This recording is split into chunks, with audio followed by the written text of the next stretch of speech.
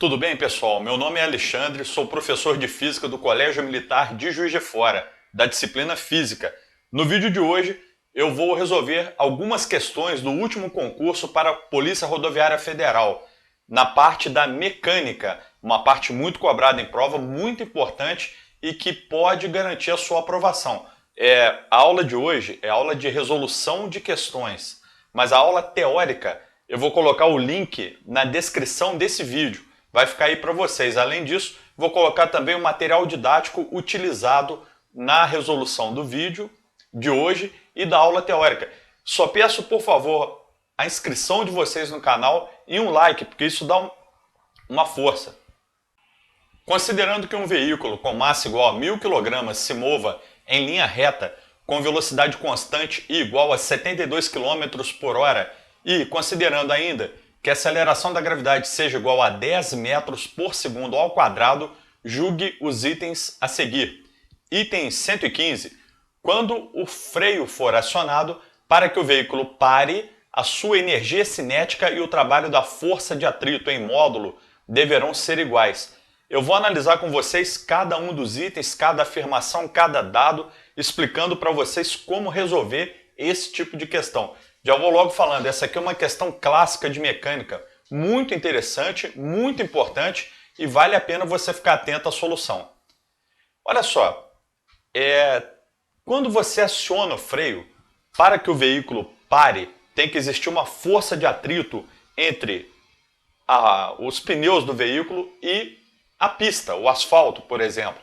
Então aqui, nesse desenho, eu tentei representar essa situação. Esse bloquinho aqui representa para nós o veículo no instante onde os freios são acionados.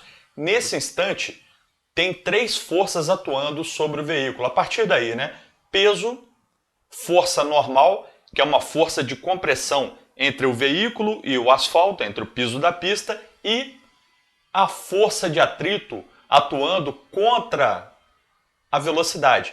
Veja bem, a velocidade aqui, não desenhei a seta de velocidade para não confundir vocês, tá? Mais um vetor ficaria talvez um pouco difícil de interpretar. Mas entenda bem, esse veículo estaria, por suposição, se deslocando da esquerda para a direita, com a velocidade inicial de 72 km por hora até a velocidade final de 0, repouso. A força normal e a força peso, nessa situação de deslocamento horizontal, sem aceleração vertical nenhuma, elas se equilibram, elas têm o mesmo valor em módulo, calculado com a expressão P igual a mg. Você calcularia o peso do veículo e resolveria a questão se fosse o caso. Não é o caso no item 115. Sobra como força resultante a força de atrito, que produz uma aceleração contrária ao movimento. Essa aceleração contrária ao movimento vai atuar sobre o veículo até que a velocidade final do veículo seja 0. Vai diminuindo gradualmente a velocidade até o veículo parar. Bom, existe um teorema que resolve o exercício 115, o item 115. É o teorema da energia cinética, que diz o seguinte: o trabalho da força resultante é igual à variação da energia cinética numa determinada situação física. Esse teorema ele tem algumas condições que ele pode ser aplicado. Estão na aula teórica, você pode ver depois. Agora, só para lembrar que na aula de resolução de exercícios que nós estamos fazendo agora, o trabalho é a variação de energia cinética. Se você pensar bem, só de lembrar esse teorema, você já consegue chegar à resposta do item 115. Por quê? Porque ele já é próprio o enunciado da questão, Quando o freio for acionado para que o veículo pare, a sua energia cinética e o trabalho da força de atrito em módulo deverão ser iguais. É isso, ó. O trabalho da força de atrito, que é a força resultante nessa situação física, em módulo vai ser igual à variação da energia cinética. Bom, porque aqui está escrito variação e lá em cima está só energia. É bom tomar cuidado com esses detalhes, mas deixa eu explicar para vocês. Vamos desenvolver o teorema da energia cinética. Variação é sempre valor final menos valor inicial. Então nós temos energia cinética final, a energia associada à velocidade, a energia que um corpo em movimento possui, energia cinética final menos energia cinética inicial. A energia cinética final será igual a zero, porque ao final o veículo para. A energia cinética é a energia associada à velocidade. Se a velocidade vale zero, a energia cinética também valerá zero.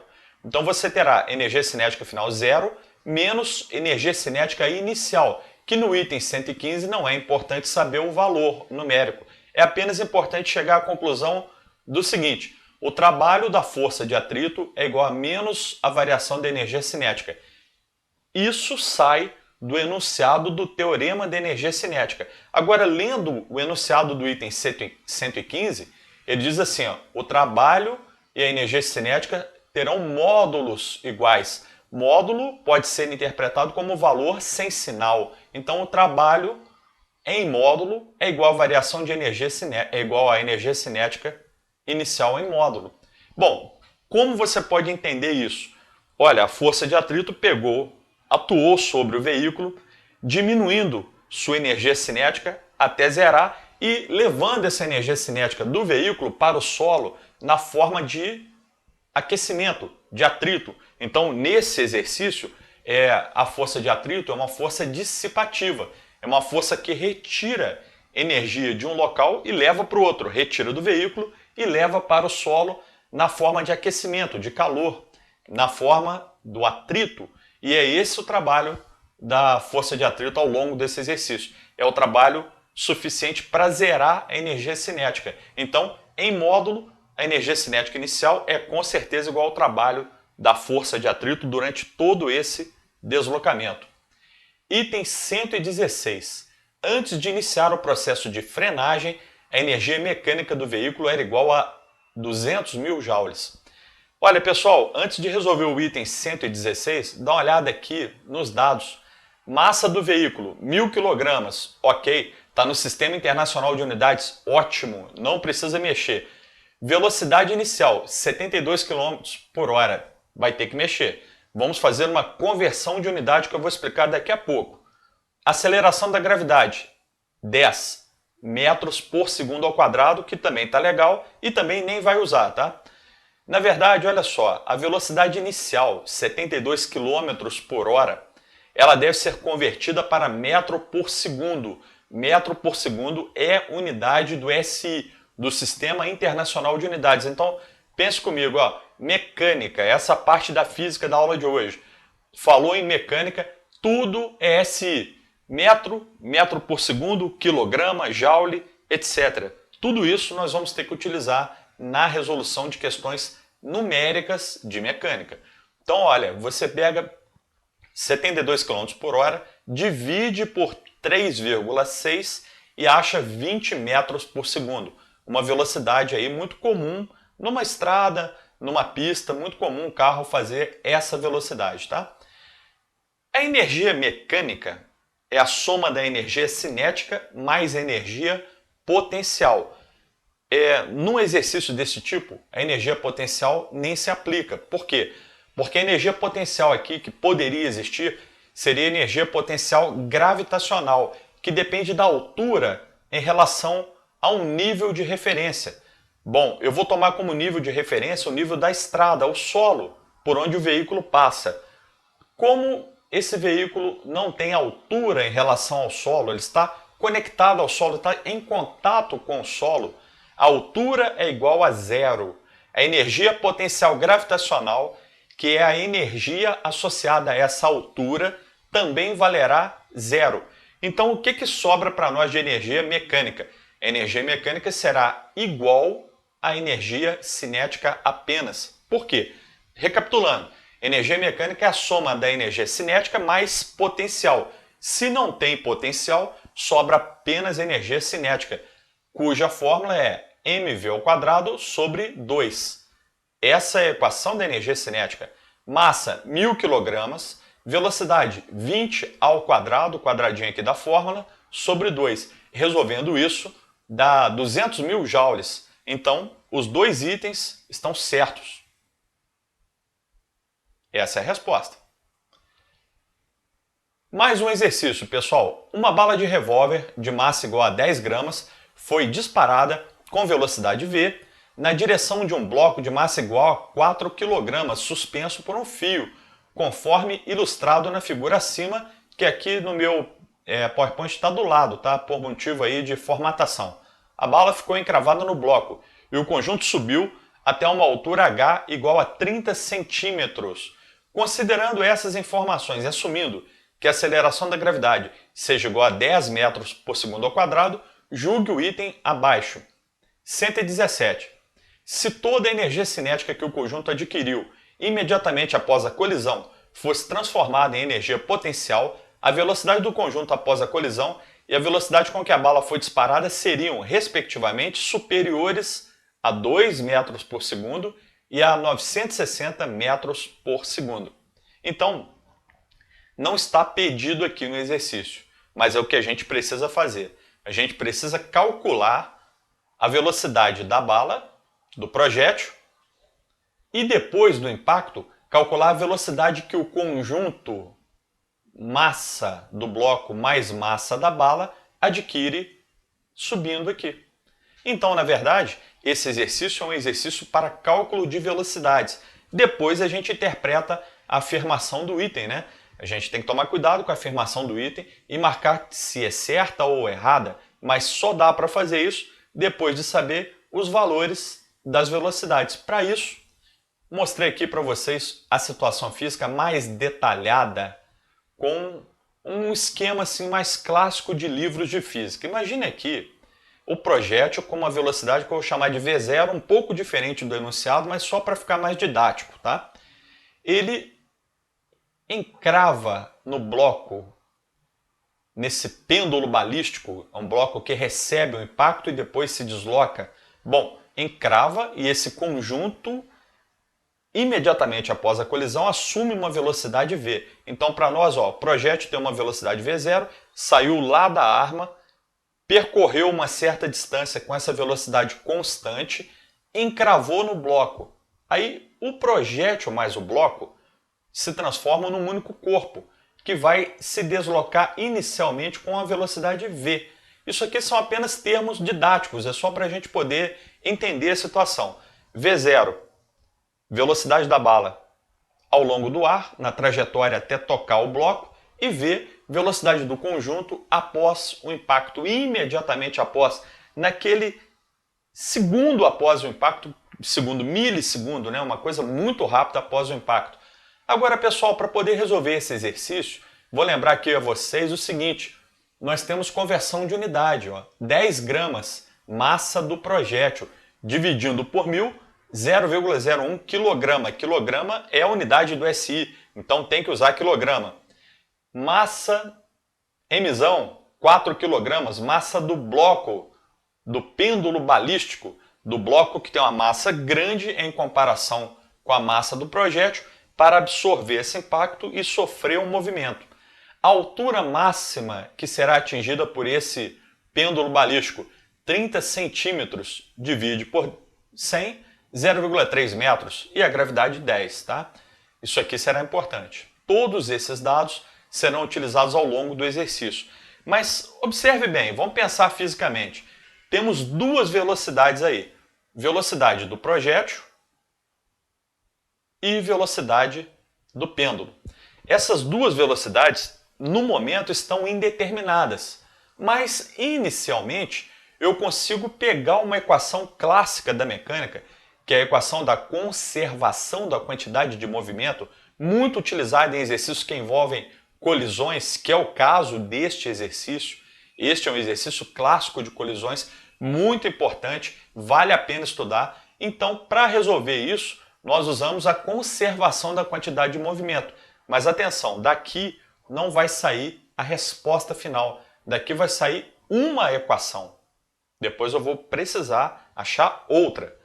Olha só, a conservação da quantidade de movimento diz basicamente o seguinte: durante uma colisão, a quantidade de movimento final é igual à quantidade de movimento inicial. Ou seja, a quantidade de movimento após a colisão será igual à quantidade de movimento antes da colisão. Quando eu digo quantidade de movimento, é a quantidade de movimento de todos os corpos envolvidos. Então, entenda bem, após a colisão, nós temos um único corpo formado pela soma do bloco mais o projétil. Antes da colisão, a análise tem que ser feita separadamente.